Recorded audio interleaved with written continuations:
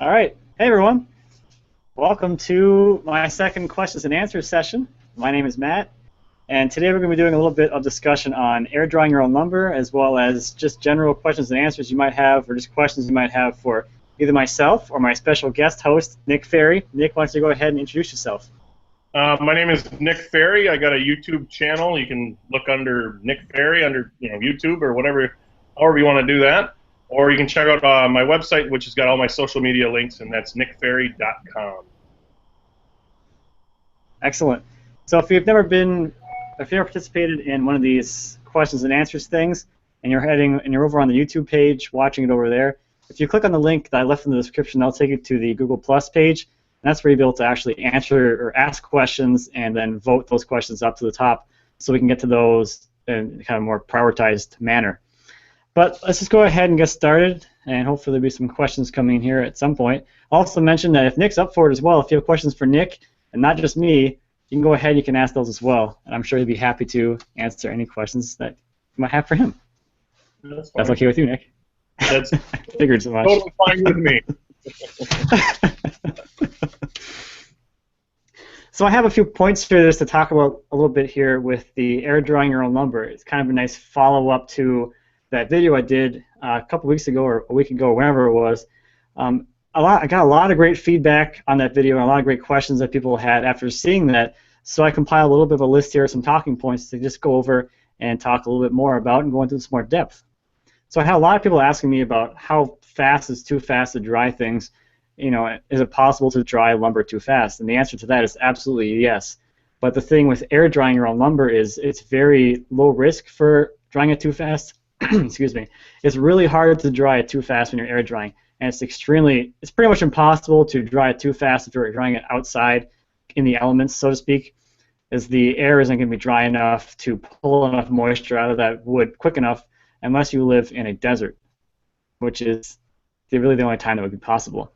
Now, as I'm drying my own lumber indoors, it is possible for me to dry it too fast in there because it is really dry and it is really warm in there.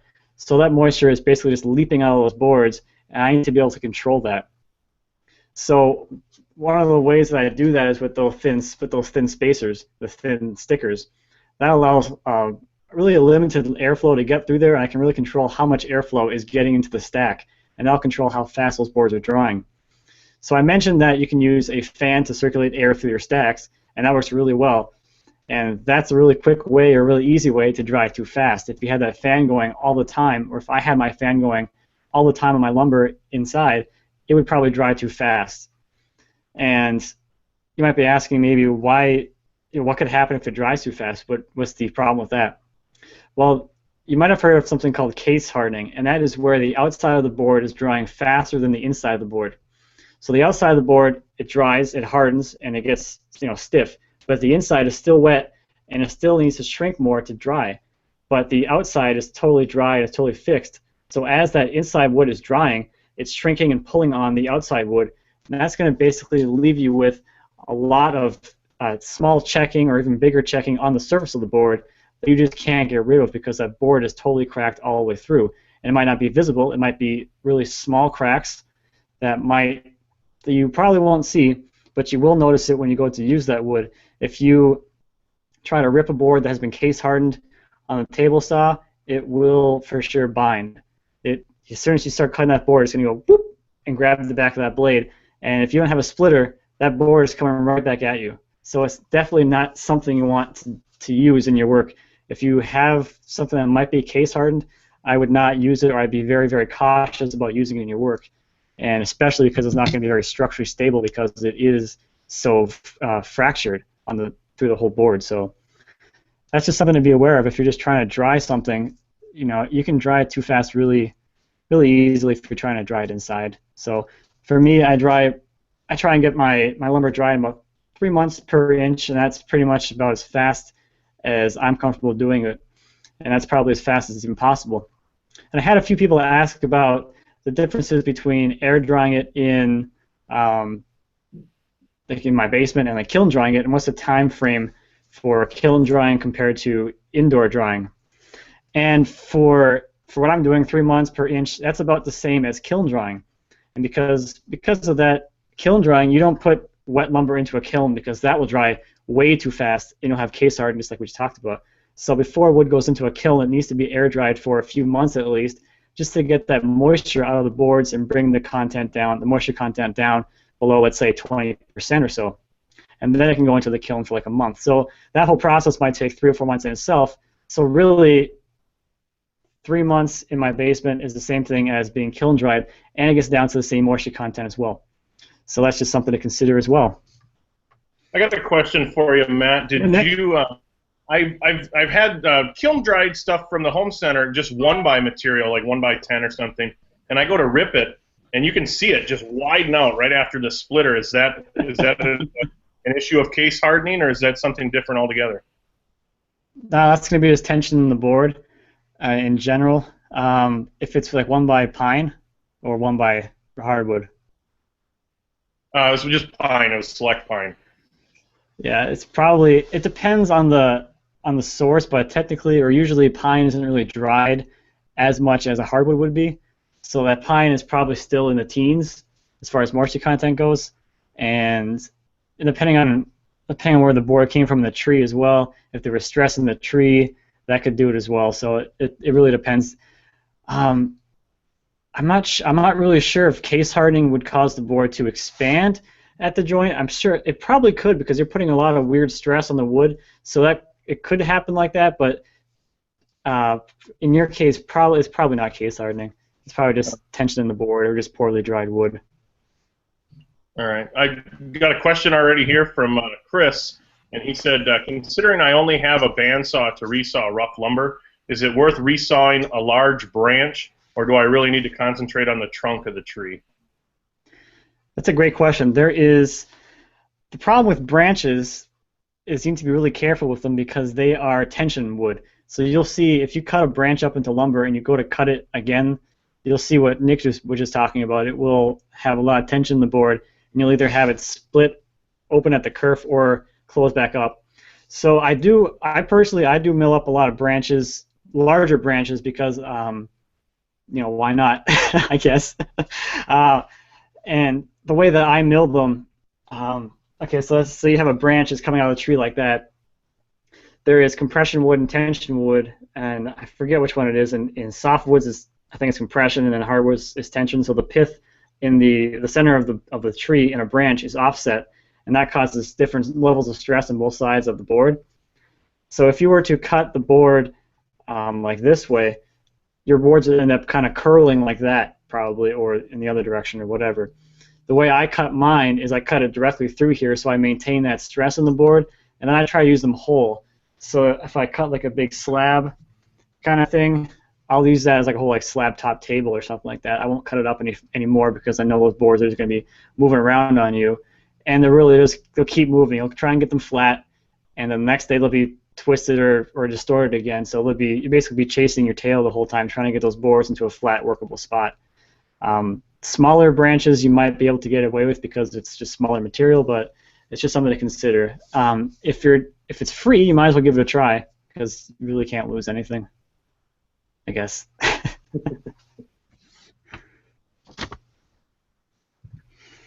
So I had a couple questions about just general stacking of the lumber and a few questions on clarification. I didn't really talk about the differences in like the sticker spacing, and the stickers are the boards that go perpendicular, or the sticks that go perpendicular to your boards in your stack. When I stack my lumber, which I showed in the video, it was about 20 inches apart, or 20 inches on center for those sticker widths. And I forget who it was, but someone asked about the differing widths. So for thinner boards, should the stickers be closer together, and maybe for thicker boards, can they be further apart? Yeah, that's definitely true. You can do, for wider boards, you can go, for thicker boards, you can go a little bit more spacious between those stickers if you really want to, because those boards are so much thicker, they have more mass in them, and they don't deform as easily. Thinner boards, you need to put those stickers closer together, or else you're going to end up with sort of like one of these kind of boards, kind of like a washboard board. And you don't want that. But for me personally, I just keep them for whatever thickness. I don't do anything thinner than 4/4, and I keep my stickers 18 to 20 inches apart, no matter what the thickness, just because I like things to be standardized. But if you're short on stickers, you can put them further apart on the thicker stuff. I had one question asking about the height limit. How high can you stack your lumber? You can stack it to the moon if you really wanted to. The thing that you need to be concerned with really tall stacks is that any kind of variability in your sticker thicknesses or your board thicknesses is just going to be it's just going to transfer through the whole stack and get magnified as that stack is higher and higher. So if you have a sticker that's thicker on one end or something that kind of puts a twist in the whole stack, as you get higher and higher in the stack, that's going to become more and more of a problem. But you could really, I mean, if you go back and you watch like the old logging videos, they've got stacks of lumber that are like 40 feet high, and the guy's up there stacking boards 40 feet in the air. You can go that high if you really want to, but have fun getting those boards up there. I have 7-foot ceilings in my basement, and that's the height limit that I have in there. And I stack 7 feet high, right to the ceiling, that far from the ceiling, usually, if I try and get as much in there as possible. And that's why I use those thinner stickers so I can put more boards into that stack.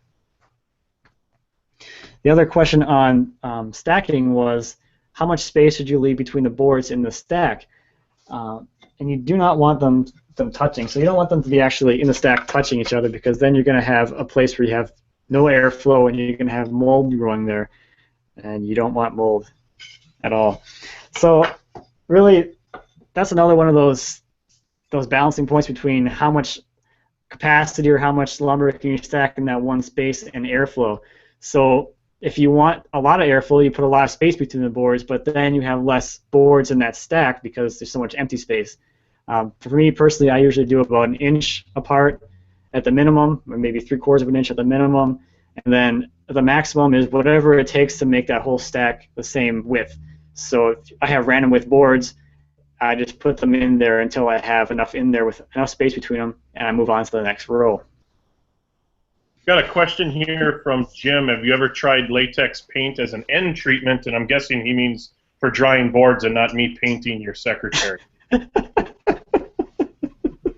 I guess it's both in that case. I have used latex paint. My friend Jim and he used latex paint before he met me, and I turned him on to anchor seal product. And at least for us, having those logs outdoors, we seal the logs up right after we cut them, or as soon as we cut them, and that keeps that moisture in the log until it's milled. We've had a lot more success with those logs staying pretty much perfect with using that anchor seal instead of using the latex paint. It just seems to work out all right. You can see on this piece here, on this piece of molding, this is from a long time ago. That's latex paint on there. That's why it looks kind of green, and there's a little bit of checking on there. Now, as I said in that video, it's really just an insurance policy. There's no guarantee that sealing the end of that board is going to keep it from splitting, but usually the chances are higher that it won't if you seal it with something at least. But going from latex paint, if that's all you have and you have something to get rid of, absolutely use it. I think the difference between going from latex paint or even glue or something like that to seal up that end grain to going to the actual end grain sealing product is probably marginal, but if you're looking for the maximum yield out of everything, it's worth the extra money, I think. But better than nothing. Rob wanted to know if you've ever used a solar or heated humidity-controlled kiln. The solar kiln that Jim and I use is not really humidity controlled in the sense that it's super well controlled. It has the baffle with the fans in it, so you can kind of regulate how much airflow is going in there or how much air is coming out of it, and that allows you to regulate the humidity level or the moisture level in the kiln, because they're really balancing moisture loss from the kiln itself and heat loss. So the wider those vents are open, the more heat is getting out and the more moisture that's getting out as well. We haven't done anything where we introduce humidity into the kiln, but you can do that as well. You can put a pail of water, or a dish of water or whatever, so you have some water evaporating into the air in the kiln, and you want to use that on the thicker stock if you have an issue with it drying too quickly. By having the moisture environment, it encourages more of the moisture from the center of the board to migrate to the outside instead of all the moisture from the surface just evaporating right off of the board, and then you end up with that case hardening because the inside is still so wet, but the outside is really dry. Another question, can you put a tarp over, I'm guessing the stack of wood here, can you put a tarp over it and have a fan blowing, and then I'm guessing he's meaning drying, and it says caught by the taro, but I'm guessing by the tarp. So could you put a tarp over the stack of wood and get a fan going, and would that help in the process? Would it aid in the process at all? If it's outside, if you have the tarp down to the ground, I guess you don't have any wind getting in there, then the fan will help. But I mean, you can throw it in the yard, put a piece of tin roofing on top of it, and call it good as well.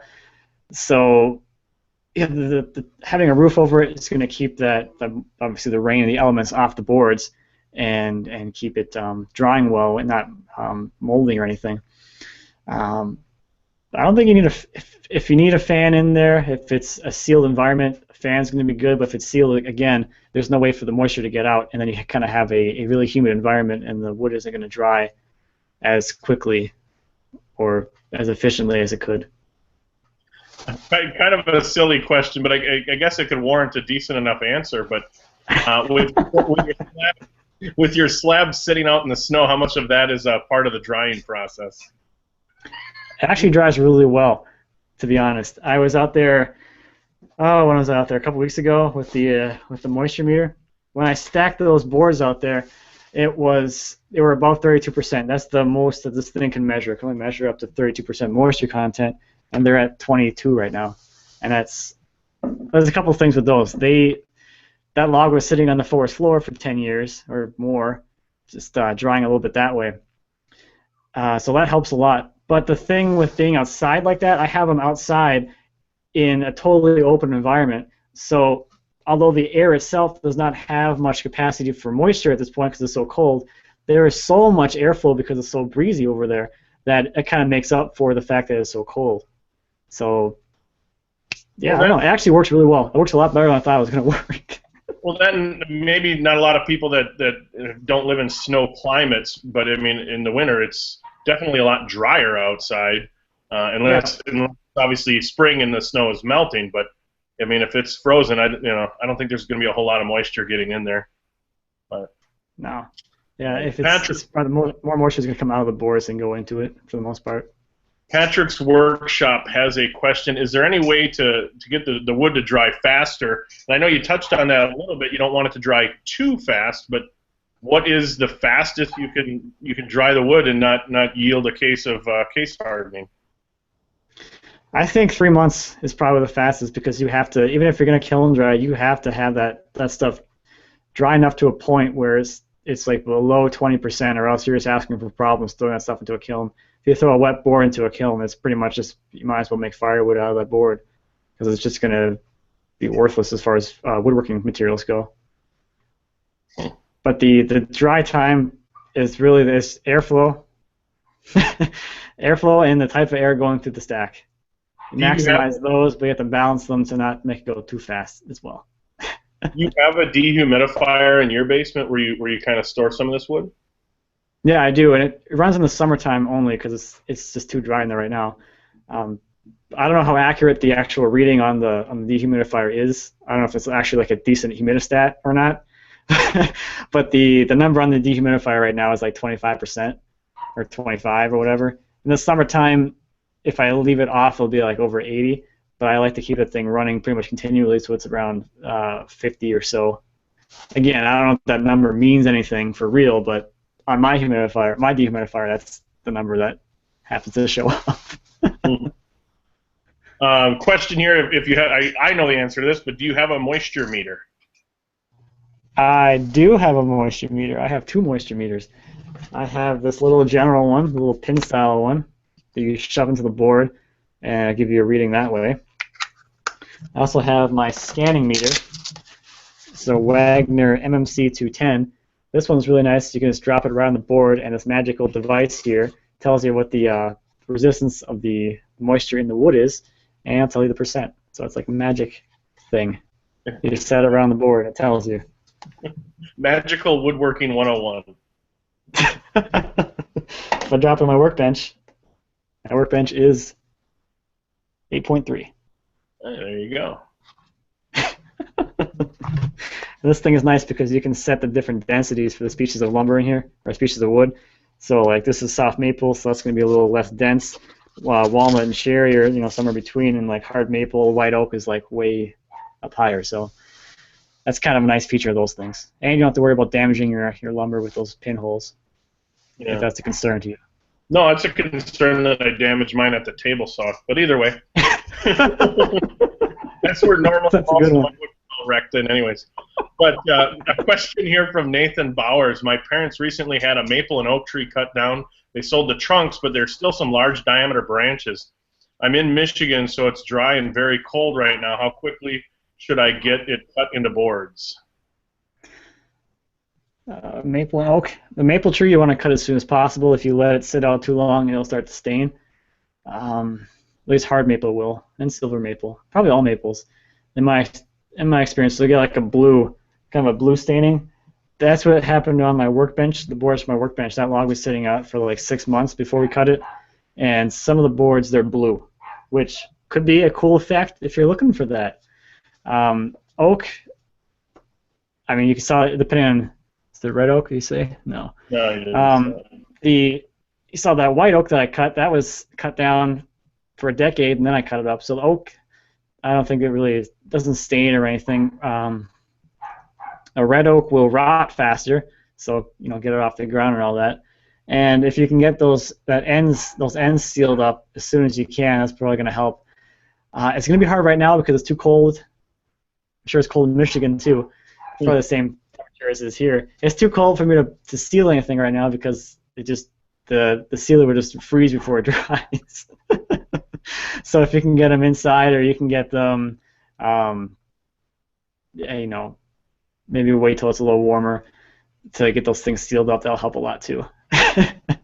DIY Central wanted to know, considering your last night's episode of the framework, have you ever looked into drying an intact log, or do you treat it like turning a bowl where you rough it out, let it dry some more, and then turn it to its final dimension?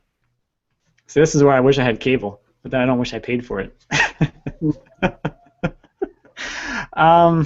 Drying an intact log would be really hard.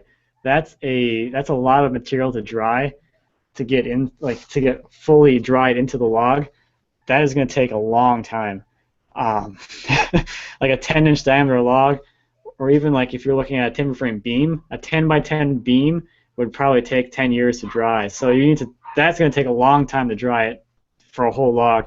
And the problem with drying a log is you're going to have a lot of stress as that thing is drying, so it's really hard to keep those things from cracking as you're trying to dry a whole log, because that whole thing, the way that the wood dries, it's pulling away from itself around the pith, so that's where you get all that checking on the end. And maybe if you're not trying to go for that, it's very difficult, which is why it's really hard to dry those, just like the circle cut log sections, or cookies, what they're called. Those are hard to dry without cracking as well. Yeah, I would imagine with all that end grain. I mean, end grain being most of the surface area there. Yeah. Once Patrick's workshop, when milling your logs, is 4 quarters thick, or can you go thinner?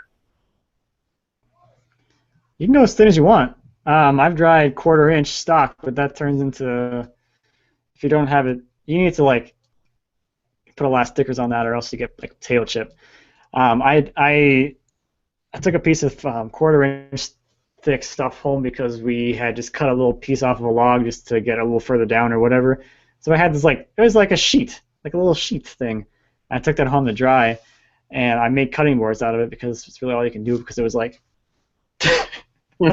all over the place. But you can dry as thin as you want. It's going to dry really, really fast too. So if you want to dry something really quick, cut it really thin.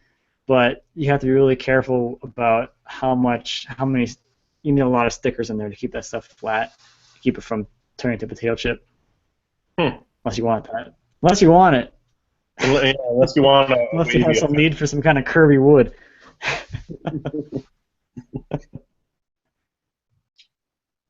Let's see here. I was just going to see what else you had on the. You were talking about the height limits and everything, but you said comparing a dry sample and determining the moisture percentage.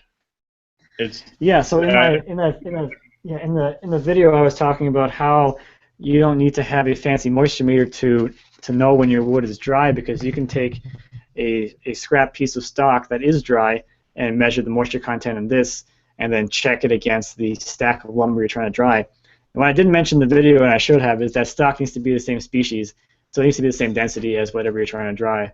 So this is cherry, so I'll use this to test against cherry, for instance.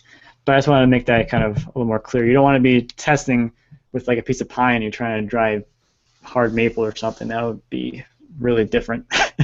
You have a very different number on those. Well, I mean, the question, just me personally wondering, obviously regionally it must be a different moisture content. I mean, there's no steadfast, it's got to be this percent, because I mean, there's different climates, right? Yeah, there's an equilibrium moisture content percentage, and that's going to vary depending on the time of year as well and where you live and all that stuff. So if you want to know your equilibrium moisture content at a given point in the year, take your moisture meter inside and put it on one of your pieces of furniture that's been sitting in your house for a few years. That'll tell you what the driest your lumber is going to be wherever you're living at that time of the year. So like my workbench, it's at 8%. So in the end of February, or the midwinter or whatever, in Minnesota or in my whatever, wherever I live, Minnesota, the driest something is going to be that is soft maple is 8%. I can't get anything drier than that. And if I get something drier, it's just going to get more wetter or more wet. That's in my shop, which is probably about the same as it's in my house. Good to know. Do you know of any maybe a catalog or a graph or anything that says, either worldwide or in the United States, of what the median or average wood percentages are for moisture? I've seen them. I'm not sure off the top of my head if there is like a big one. I know the U.S. Forestry Service has a document about drying lumber, and it has a lot of that stuff in it. So it has like how fast something could dry outside in Wisconsin as opposed to Mississippi or something like that. So that was published in the 70s, I think, but it's really in depth and really detailed. And that, I'm sure you can find it if you just search for drying lumber U.S. Forestry Service or something. It's a little PDF. Yeah. Tyler G wants to know, what is your opinion on vacuum dried kiln wood? Does the speeding up of the process dry the logs too fast? Vacuum drying is it's kind of its own thing, because that really allows the moisture to come out from the whole board at once, as opposed to cooking the outside until the inside gets more done or catches up to it, which is more of a kiln drying. I've never used vacuum dried lumber before, but the people I've talked to say that they love it, so I am sure it's good. It's a pretty weird process. They put it in a vacuum, and then all the water just goes from the whole board right out of the wood. Yeah, I would imagine that would be definitely a lot different of a process than air drying or even like a heat source, because the whole board is under that vacuum, the whole atmosphere that it yes. produces. What if you don't have a dry sample of your green wood and don't want to do some? I'm guessing that's probably referring back to a chart, or just like you said, go into your house and check some furniture. Yeah, check your furniture. If you have that meter, if you have the moisture meter, you can use it on your stack. The number is going to be, you're going to be pretty much not relying on the number on one of these things, but if you check that board, you check that stack, and you're checking it, every day or every week, and that number stops changing, then it's dry. Or if you have a scale, you can cut a piece of your wood off, or a sample of it. You can weigh it every day or every week, and then when it stops losing weight, then you know it's dry as well, because it's not losing any more moisture. So there's a few different tricks there to determine if it's dry or not. Patrick wants to know if in your previous video you stacked a bunch of wood in the basement. Does that have a big difference between your outdoor kiln? Yeah, the lumber in the house, that'll be, well, it's going to dry about the same rate as the solar kiln, because the lumber has to air dry first before going into the kiln. So it's going to be about the same amount of time, regardless of if it goes in the kiln or if it goes in my basement. But the nice thing about having it in the basement is that's air dried, so it's under a lot less stress than it was if it was kiln dried, which is nice. I mean, you can, if you've worked with both of them, you can really tell when something's been air dried because it just works a lot easier than something that's been kiln dried, for the most part. That's generally speaking, at least in my experience. Seems less dry and flaky and weird. I don't know. It's hard to describe. Change the pace here in the questioning, but I actually had thought of this question too. I'm surprised I didn't ask you, but John wrote and he wanted to know on the secretary you're building, why did you decide to close in the top? It doesn't look like you're making use with that space for like a drawer. It would be probably a good spot for hidden storage. It would be, and I didn't think about it at the time, to be honest, because I was like, I was in the zone. I'm like, I'm just following along in the book. I'm like, I want to get this thing done. I'm going to get it finished up, and yeah, that'd be a great place for like a drawer or something back there. But I'm going to use it as a time capsule, so we'll see what I put in there. Should be interesting. But yeah, if I do it again, I'll put drawers up there because that's a lot of wasted space. Because honestly, I wasn't thinking about the bonnet either, because I was thinking like, I was having it up there. I'm like, oh, it's supposed to be open space, because I didn't think about the bonnet that was going to go on top of it. So I'm like, oh, whatever. And I'm like, oh yeah, there's going to be a bonnet on top, duh. It's going to be covered up. Next time. This is a really good question. What if you don't have a moisture meter? Is there any type of procedure or technique to say, okay, it's dry and it's done? You would have to weigh it at that point. Okay. I think that's probably the only real method left. Or just guess when it's dry and hope for the best. Or if you wait long enough, if you go by that 1 year per inch rule, then you don't have to worry about it, because if you really wait, if you have, like in my case, if I left the stuff inside for a year, it would be dry. It would have been dried like 9 months before, but it would be done. So wait long enough, or find some way to actually measure that moisture content. So err on the side of a chronological caution. Yes. Yes. If you think 3 months, 5 years, it'll be dry. It better be. Yep. Let's see here. I'm just kind of paging through some of the questions here. Doesn't look like we have any new question right now. Dane says hi. Oh, hey, Dane. It's an interesting process. I'm not quite sure I've ever met anyone other than you that really takes it from the forest to the showroom floor, and it's interesting to see each and every step. I guess the only way you could take it from here is if you go out and you plant and water the seed and wait for the tree to grow. That'll be a few years.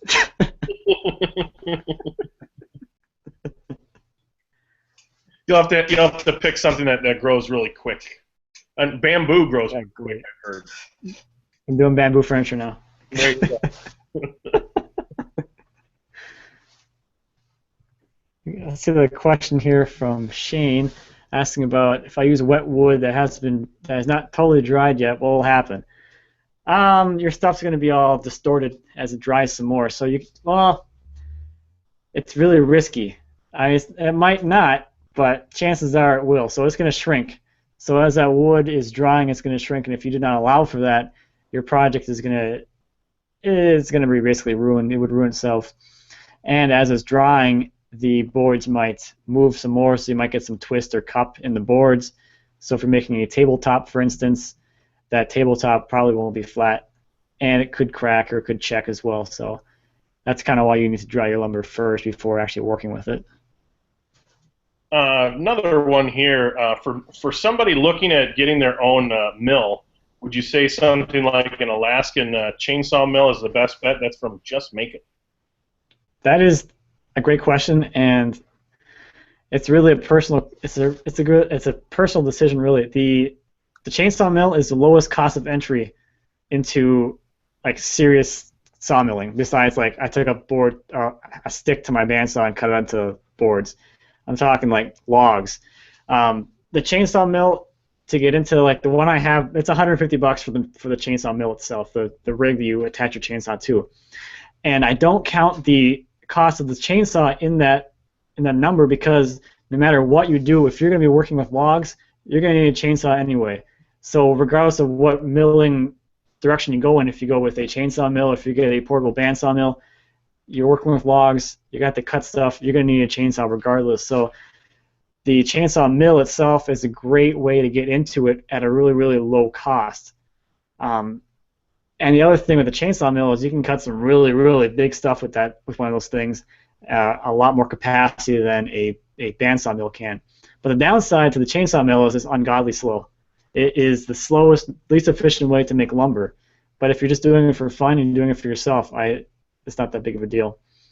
Like a bandsaw mill, you can go through a cut on a log in like a minute. The chainsaw mill might take 10, 15, and you have more waste. So if you got the money, go for the portable bandsaw mill or something like that. But if you're just starting out and you want to do it for yourself, you just want to have some fun, chainsaw mill. That thing is a lot of fun.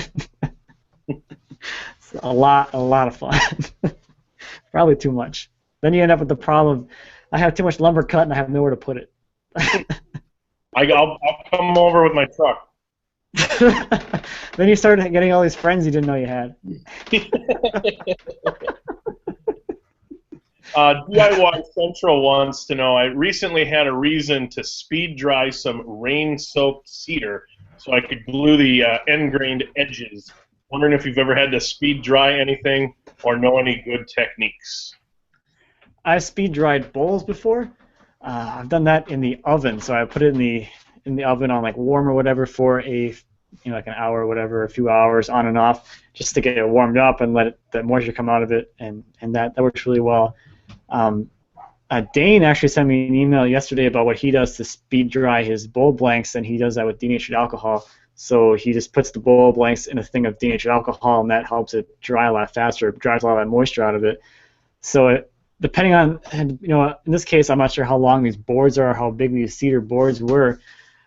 But if you have something smaller, either of those options are going to work pretty well, because you can do a kiln, basically. It's a kiln dry thing in your house, in your kitchen, or you can do it in a vat of denatured alcohol, so that might speed it up as well.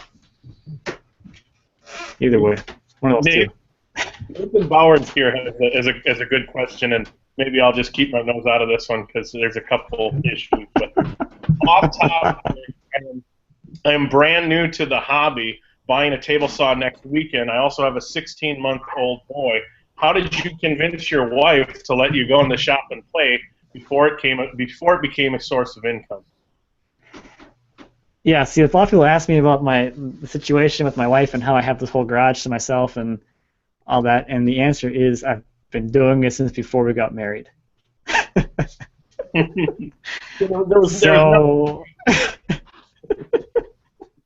There was a precedence. Yeah, that's a good question, and that's probably the best answer anyone could give to that. How do you convince the wife? I convinced my wife to let me back into the hobby by coaxing her with furniture, and I built a bedroom set. I built my kid's bedroom set and saved a lot of money that way. So that worked with me, but that's a great. I've been woodworking with my wife as well. So yeah. Eli wants to know too, are there any concerns with either mold, insects, or combustion having lumber drying inside? And of course there's a combustion issue, but my house is made of wood. I don't know about yours. Yeah, there's all those safety concerns. That's why it's not for everyone. I am comfortable doing it inside my house because I have an old house and it is nowhere near as airtight as new construction is these days. So there's a lot of interchange of the air in the house already anyway. So that helps a lot. It's going to be really challenging to have that much moisture coming off of a stack of lumber in your house if your house is sealed up. That moisture can't go anywhere. It's going to stay in the house, or you don't have a dehumidifier running, taking that moisture out of the air. So you're really asking for problems with mold for sure. Combustion, I mean, it's wet lumber, so technically it would burn slower than dry lumber, or it won't burn at all. But yeah, everything in my house is combustible already, to be honest. So that's not really a concern that I have a whole lot. Insects is a concern, and it's something that I pay really, really close attention to when I'm bringing those boards into the house. I inspect every single board for any signs of insects, and if there's any signs of it, I don't bother bringing them in. I'll set them aside, and if I see any activity, it's not coming to my house at all. But I've never had any problems with insects in the lumber, because all that lumber, you look at it, you can see if there's holes in it, you can see if there's anything going on, and if you leave it outside and you come back and there's like sawdust and like stuff like that, that means that there's an active infestation in that wood. But on boards, especially 4/4 boards, you can tell if there's an infestation. There's got to be somewhere for them to go, and you'll be able to see like this big hole of where they're living in the whatever the tunnels and stuff. So it's very obvious. But and I would imagine if leave that stuff outside. If your area is prone to termites, I mean Wisconsin's not, but if your area is prone to it, then you might want to be a little bit more careful with that. But yeah, and I think that's what a lot of people had that concern about is the termites coming to the house, and here is no termites, so it's not really a concern here. But if you do have termites, that is a very big concern. Or you're living in an area where termites are, it's a big concern. Absolutely. Izzy Swan, how's it going, Izzy? He wants to know, how do you store your material after it's dried? Do you keep it laying flat, or do you stand it up on end? Well, both. In the shed, I have the ceiling height, so to speak, or I don't actually have it. I have the height to actually stand things up. So in the shed, I have a pallet rack where I keep a lot of lumber stored horizontally, and then against the wall, I have a lot of stuff vertically. The bigger slabs, the things that are harder to stack, it's all my live edge stuff. Where that board behind Nick came from, it was stored vertically in there, because it's a lot easier to go through the stacks of slabs that way than having to dig through a whole stack of wood. But in my house and in my shop, I don't have the ceiling height for, well, I can do short boards, but everything's going to be horizontal because it's a lot easier. It's like you just can't stand things vertically. It's just too much. My boards are too long, unless I have like 7-foot boards. But vertically is nice if you can do it. Is there an issue with, should you get it more vertical, or, if you got it leaning against the wall, is there more of an issue where it's, keep in mind it's dry already, but are you going to get much sag? It's dry. It could sag a little bit if you have like a pretty steep angle in it. It will sag, but once it's dry, unless it picks up a lot of moisture and then dries in that position, it's pretty much set in the whatever the orientation or the form it's going to be in once it's dry. Which is why having those stickers and the nice consistency of your stack is so important, because you're really the shape that board is in as it's drying is what it's going to stay in for the most part. Cool. Joe White wants to know, do you guys have any plans for demos at Woodworking in America, or is it just a meet and greet? I think we talked about demos. We could do demos. It's pretty early at this point. It's definitely. I'll definitely note it and let the powers that be aware. That'd be cool. I'll demo painting something purple or maybe, but. How to get that perfect shade. I'm just enthused, looking forward to meeting, not only the YouTubers but all the people that watch the videos. It should be a fun time. Yeah. No, I'm looking forward to it. It's gonna be fun. So at the very least, it'll be a meet and greet. Yeah. But yeah, maybe we throw a demo in there. You'll have to bring your couple chisels and maybe a dovetail saw, Matt. All right, that's fine. I'll be there. Regarding your comments on drying whole logs or large beams, do you have to just live with the checking, the warping and twisting in the structural members and repair it as it ages? I know some people prefer that aesthetic, but Yeah, there's really not a whole lot you can do when you get to something that big. Yeah, it's really difficult to dry out.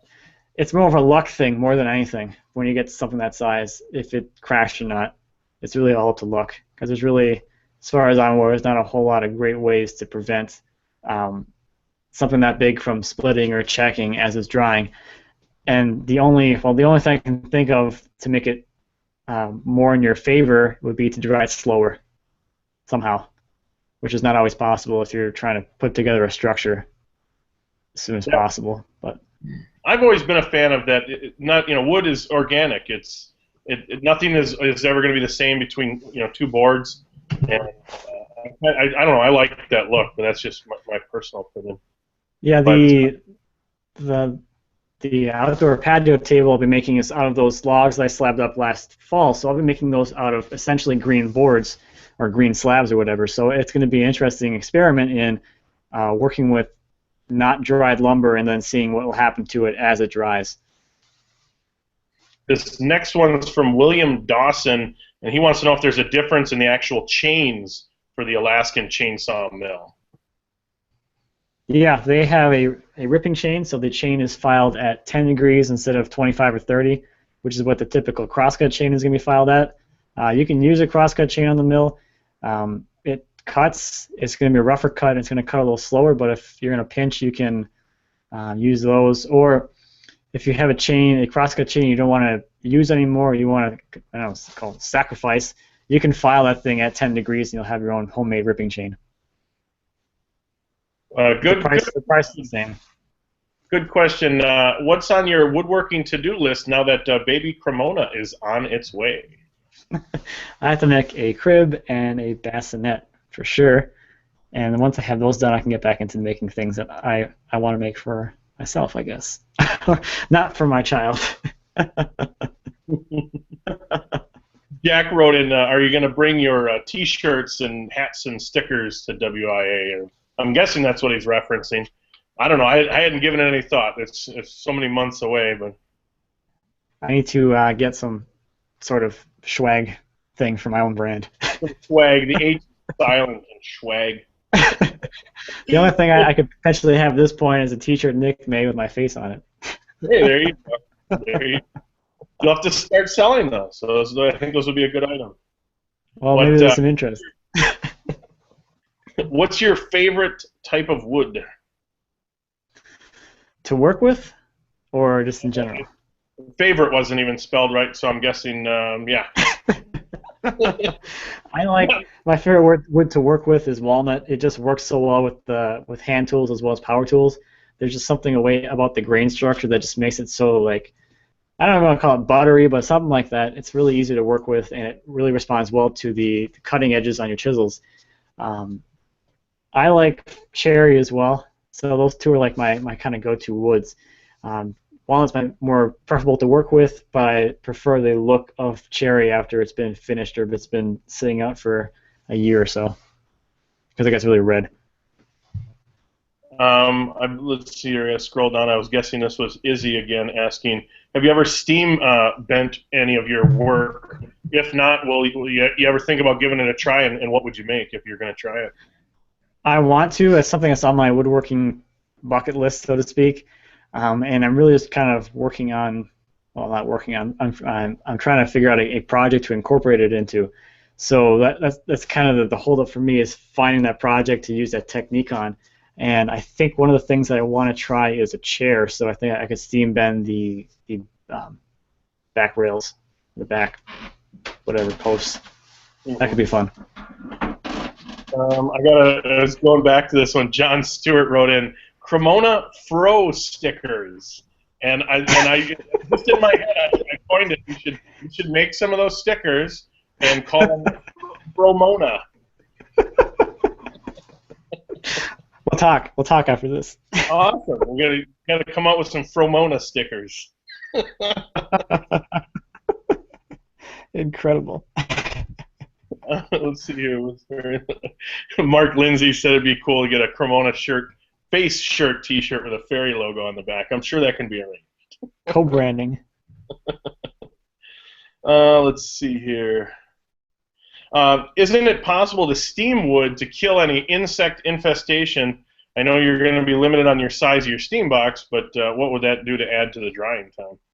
Yeah, that would work just fine if you steamed it or anything like that. That's anything to kill the insects. So you're really looking at creating a giant steam box, or if you were to create a big, basically a big heated kiln, that would work for that same process. You could also make like a tent kind of thing and throw a bug bomb in there. I've heard of that as well. I'm not sure if that does anything to the wood itself or if it stains or anything. But yeah, any way you can kind of like encapsulate the lumber and then do something to it to kill bugs would be a viable option. So, heat, so either through steam or just dry heat or chemicals. Because I know I worked in manufacturing for a short period of time, and in the shipping department they had to have specially certified lumber that was shipped internationally for pallets. Yeah. Internationally it's obviously a bigger concern than even statewide or something. But Bob and I like to make stuff. No question, just wanted to say hey, guy. What's up, Bob? Thanks for stopping by. What would you do with warped or a twisted board? I'm guessing he's meaning fix it or make an Andrew Klein twisted table maybe. You could do that. That would be one option. I mean, I get none of the boards that are once they're dried, they're never totally flat. So mine go over my jointer and then they become flat. So unless you want to do something with a twisted board that involves a twisted part, like Andrew Klein, but he took a flat board and made it twisted. I'm sure it came like with some kind of defect to it, then he jointed and planed it perfect and then steam bent it into a twist. I should have sent him to my local big box store because they got some plywood there that looks like a taco shell. Be perfect for that. Joe has a question. Do either of you feel like woodworking, the YouTuber space, is getting bloated or too bloated, or do you feel like you're welcoming any additional content providers? I don't think it's getting bloated. I think it's everyone is just. I enjoy the fact that people are so much more okay with or comfortable with sharing what they're doing, which is really incredible. It's really awesome, at least for me, because I get inspired by the things I see around me or that other people are making, and that's why I love Instagram, because you can see like all the awesome things people are working on. But the video aspect of that is awesome as well, because you can really get to know someone personally, especially if they're speaking in their videos, and you can learn a lot from them. So I embrace it. I love it. I mean, I came onto it not that long ago either, so I'm part of the bloat. There's the bloat. I was just glad how he worded it, because I mean that could be misinterpreted as he was calling me the bloated woodworker. I don't know. The bloated woodworker, yeah. I think it's awesome. There's so many different types of subsets to woodworking. I mean, you obviously do a lot of hand cut stuff and hand tool stuff, and then there's pocket holes. There's guys that mill the stuff by hand. I don't know. I love it. More for me to watch. But yeah, that's true too. Sometimes too much, but. Mark Lindsay says, "Oh, see now the question just moved on me. I love this. When you're getting ready to mill a log, how do you decide what thickness you're going to mill it at? Is that dictated by demand, a special project, or something else?" All of those things, really. It depends on what you're looking for. So if you need 8/4 stock for whatever reason, then you'll cut it to 8/4. If you have a special project, like I had those logs I milled last fall or whenever that was, November or October, whenever that was, the white oak logs, those were for that dining table. So I cut them to the sizes that I was going to need for that one project. So that was dictated by a special project. Now something else would be if you're trying to get a cut of that wood to be to expose a certain figure. If there's a crotch in it or something, you want to expose that crotch. You might want to cut to a certain thickness so you nail like exactly where you want that cut to be to expose that figure on there. So I mean, it's really up to the person that's milling it and what they want to do with the wood, or if they're just out there cutting for fun. Let's see here. I almost have to take this question. I was just reading this. I was wondering if Nick could tell his favorite joke about wood. Thanks, Craig. Oh. This is just off the top of my head, but why did the Papa Pine ground the baby pine? Because the pine was being naughty. Naughty pine. Naughty pine. The answer a bad joke? Or a favorite joke? I don't know any other jokes other than bad jokes. But Jordan Terrell writes in and says, if you're looking at buying a large lot of rough lumber, what things do you look for to determine its worth when buying it? What's up, Jordan? A large lot of lumber, really the price. That's kind of where I put it at, and maybe the quality of the wood that's in that lot. So depending on where you're buying it, if you're buying it from like someone off of Craigslist or private party, you can get that lumber at a lot cheaper price than going and buying a giant lot at the lumber yard. So you want to take a look at that wood and kind of get an idea of what's in the stack, and if what's in the stack as far as quality goes is going to reflect in what the asking price is. And it's really a judgment decision based on whatever you feel comfortable with. So it's really up to the buyer to kind of decide if it's really worth it for you to buy it or not. And I would say it kind of depends too on where, like you mentioned, depends on where you're buying it. That's why I always stress to get to know your source, your sawyer, because my guy that I go to local is one of the nicest guys you'll ever meet, and just as fair as can be. I mean, if there's a board that's got a big check running down it or bark, and I'm buying a couple other ones, just take it, take it home, whatever. Yeah. And so that's what I do. And he normally undercharges me as far as board feet, so I don't have to sit there the whole time and wonder if I'm really getting my money's worth. So. Yeah, you got a good guy there. That's the experience you want to have. I feel so unfortunate for those people that I hear those horror stories from, where once they go buy lumber and they're like being charged the exact price of the exact board footage of the exact board with got the check in it or whatever, and they don't have any kind of leeway, and they're grumpy and they don't really want you there. That's not a great experience. So. Yeah. Or I hear a lot of times people feel intimidated, or they go to a place and the people are snobby, or they don't want to.